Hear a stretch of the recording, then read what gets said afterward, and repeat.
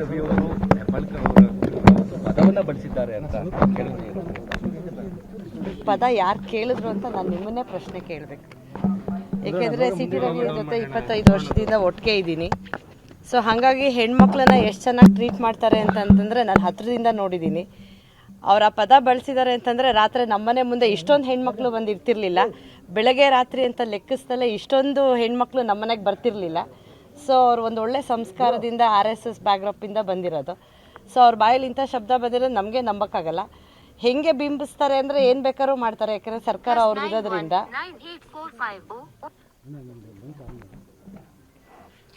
So ಅವ್ರು FIR ಹಾಕಿದ ಮೇಲೆ ನಮಗೇನು ಬೇಜಾರಿಲ್ಲ. FIR ಹಾಕಿದ ಮೇಲೆ ಕಸ್ಟಡಿ ಕೊಡಲೇಬೇಕು. ಕಸ್ಟಡಿ ಕೊಟ್ಟಮೇಲೆ ಸ್ಟೇಷನಲ್ಲಿ ಇರಬೇಕಿತ್ತು. ಅವ್ರು ಇಡೀ ರಾತ್ರಿ ತಿರುಗಿಸೋ ಅಂತ ಏನು ಅವಶ್ಯಕತೆ ಇತ್ತು? ಸೊ ನಮಗೂ ಆತಂಕ ಆಗೇ ಆಗುತ್ತೆ. ಸಹಜವಾಗಿ ಅವರು ಇಡೀ ರಾತ್ರಿ ಅವ್ರನ್ನ ಒಂದು ಕಡೆ ಒಂದೂರಲ್ಲಿ ನಾನು ರಾತ್ರಿ 2 ಗಂಟೆಗೆ ಫೋನ್ ಮಾಡಿದಾಗ ನಾನು ಅವ್ರನ್ನ ಲೈವ್ ಲೊಕೇಶನ್ ಕೇಳಿದ್ರೆ ಯಾವುದೋ ಡ್ಯಾಮ್ ಪಕ್ಕ ಹೋಗಿ ನಿಂತಿತ್ತು ವೆಹಿಕಲ್ಲು, ಇನ್ಯಾವುದೋ ಫಾರ್ಮ್ ಹೌಸ್ ಅಂತ ತೋರಿಸ್ತಾ ಇತ್ತು. ನಮಗೂ ಆತಂಕ ಆಗೇ ಆಗುತ್ತೆ ಅಲ್ವಾ? ಒಬ್ಬ ಜನಪ್ರತಿನಿಧಿನ ಸರ್ಕಾರ ಹೆಂಗೆ ಬೇಕಾದರೂ ಟ್ರೀಟ್ ಮಾಡುತ್ತೆ ಅಂದಾಗ ಇನ್ನು ಸಾಮಾನ್ಯ ಪ್ರಜೆಗಳನ್ನು ಹೆಂಗೆ ಸರ್ಕಾರ ನೋಡ್ಕೊಳುತ್ತೆ ಅನ್ನೋದೇ ಒಂದು ಆಶ್ಚರ್ಯ ಆಗುತ್ತೆ. ಇದಕ್ಕೆ ಹೆಂಗೆ ಪ್ರತಿಕ್ರಿಯೆ ಕೊಡ್ಬೇಕಂತ ನಮಗೆ ಗೊತ್ತಾಗ್ತಿಲ್ಲ. ಮೇಡಮ್, ಈಗ ಒಂದು ಯಾರನ್ನೇ ಆರೋಪಿತರನ್ನ ಬಂಧನ ಮಾಡಿದಾಗ ಕುಟುಂಬಸ್ಥರಿಗೆ ಮಾಹಿತಿ ಕೊಡಬೇಕು. ನಿಮಗೆ ಏನಾದರೂ ಖಂಡಿತವಾಗ್ಲೂ ನಮ್ಗೆ ಏನೂ ಮಾಹಿತಿ ಇಲ್ಲ. ಅವರು ಆರೋಪ ಮಾಡಿದ್ಮೇಲೆ FIR ಹಾಕಿದ್ಮೇಲೆ FIR ಕಾಪಿನ ಸಬ್ಮಿಟ್ ಮಾಡಿ ಅಟ್ಲೀಸ್ಟ್ ಸ್ಟೇಷನಲ್ಲಿ ಇಟ್ಕೋಬೇಕು. ಅದು ಅವ್ರ ಡ್ಯೂಟಿ. ಸ್ಟೇಷನಲ್ಲಿ ಇಟ್ಟರೆ ಅಟ್ಲೀಸ್ಟ್ ಏನೋ ನಮ್ಗೆ ಅನ್ಸುತ್ತೆ ಸ್ಟೇಷನ್ ಇದ್ದಾರೆ ಸೇಫ್ ಅಂತ. ಅವರು ನಾವು ಮನೆಗೆ ಕಳಿಸ್ತೀವಿ, ಸೇಫಾಗಿ ಎಲ್ಲೋ ತಲುಪಿಸ್ತೀವಿ ಅಂತೇಳಿ ಇಡೀ ರಾತ್ರಿ ಸುತ್ತಿಸಿದ್ದಾರೆ ಅಂದರೆ ಇದಕ್ಕೆ ನಾವು ಯಾರನ್ನ ನ್ಯಾಯ ಕೇಳಬೇಕು? ಒಬ್ಬರು ನಾವೇ ಕೇಳಕ್ಕಾಗಲ್ಲ ಅಂದಾಗ ಇನ್ನು ಸಾಮಾನ್ಯ ಪ್ರಜೆಗಳು ಹೆಂಗೆ ಈ ಸರ್ಕಾರದ ಬಗ್ಗೆ ನಂಬಿಕೆ ಇಟ್ಕೊಳಕ್ ಸಾಧ್ಯ? ಯಾವುದೇ ಇನ್ಫಾರ್ಮೇಶನ್ ನಮಗಿಲ್ಲ. ನಾನು ಹಿಂಗೆ ನಮ್ಮ ವಾಟ್ಸಪ್ ಗ್ರೂಪಲ್ಲೋ ಅಥವಾ ಟಿವಿಲಿ ಏನು ಬರುತ್ತೆ ಅದನ್ನು ನಾನು ಹಾಗೆ ನೋಡಿದ್ದು. ನಾನು ಮಂಗಳೂರಲ್ಲಿ ಇದ್ದೆ. ಸೊ ಹಾಗಾಗಿ ನನಗೆ ಸಹಜವಾಗಿ ನಾನೆಲ್ಲ ಹೊರಗಡೆ ಇದ್ದೆ, ಯಾವುದೋ ಒಂದು ಕಾರ್ಯಕ್ರಮಕ್ಕೆ ಹೋಗಿದ್ದು. ಅಲ್ಲಿ ನೋಡಿದ್ರೆ ಎಲ್ಲರೂ ಕೇಳ್ತಿರ್ಬೇಕು. ನನಗೆ ಆಶ್ಚರ್ಯ ಏನಾಗ್ತಿದೆ ಅಂತ ನನಗೆ ಗೊತ್ತಾಗಲ್ಲ. ನಮ್ಮನೇಲಿ ಫೋನು ಸಿಗ್ತಾ ಇರಲಿಲ್ಲ.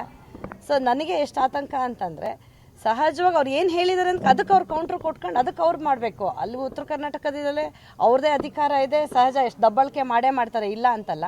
ಒಬ್ಬ ಸಾಮಾನ್ಯ ಪ್ರಜೆನ ಹೆಂಗೆ ಸರ್ಕಾರ ನಡೆಸ್ಕೊಳುತ್ತೆ ಅನ್ನೋಕ್ಕೆ ಒಬ್ಬ ಜನಪ್ರತಿನಿಧಿನೇ ಇದು ಮಾಡೋಕ್ಕಾಗಿಲ್ಲ ಅವ್ರಿಗೆ. ಇನ್ನು ಸಾಮಾನ್ಯದವ್ರನ್ನ ಹೆಂಗೆ ನಡೆಸ್ಕೊಳುತ್ತೆ ಅನ್ನೋದೇ ಭಯ ಆಗುತ್ತೆ.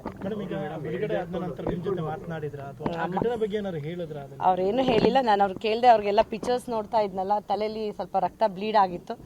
ಸೊ ಅದಕ್ಕೆ ನಿಮಗೆ ಅದು ಟ್ರೀಟ್ಮೆಂಟ್ ತೊಗೊಳ್ಳಿ ಅಂತ ಹೇಳಿದೆ. ಸೊ ಇಲ್ಲ, ಇವಾಗ ದಾವಣಗೆರೆ IBಲೆಲ್ಲ ಇದ್ದೀರಿ. ನನಗೆ ಅಶೋಕ್ ಅಣ್ಣನೂ ಮಾತಾಡಿದ್ರು, ಆಮೇಲೆ ನಮ್ಮ ರಾಜ್ಯಾಧ್ಯಕ್ಷರು ನನ್ನ ಜೊತೆ ಮಾತಾಡಿದ್ರು. ನಾವೆಲ್ಲ ಇದ್ದೀವಿ ಅಕ್ಕ ಅಂತ ಧೈರ್ಯ ತುಂಬಿದ್ರು. ತುಂಬ ಖುಷಿ ಆಯಿತು.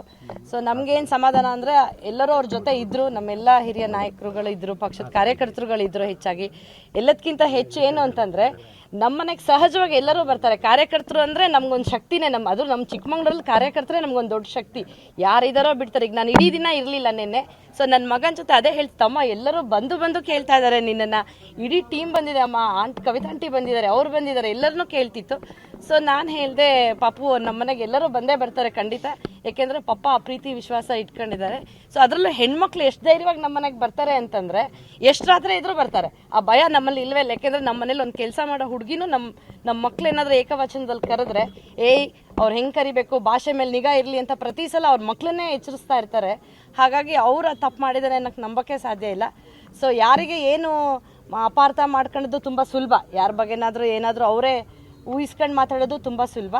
ಸೊ ನೇರ ಕೂತು ಅವರೇ ಮಾತಾಡ್ಬೋದಿತ್ತಲ್ವ. ಅದನ್ನ ಇಷ್ಟೊಂದು ಆತಂಕಕ್ಕೆ ತೊಗೊಂಡು ಹೋಗಿ ಒಂದು ವಿಚಿತ್ರವಾಗಿ ಒಂದು ಪರಿಸ್ಥಿತಿನ ನಿರ್ಮಾಣ ಮಾಡಿದ್ದು ನಿಜವಾಗ್ಲೂ ಈ ಸರ್ಕಾರದ ಬಗ್ಗೆ ಯಾರಿಗೂ ಗೌರವ ಇಲ್ದಂಗೆ ಆಯಿತು ಬಿಡಿ.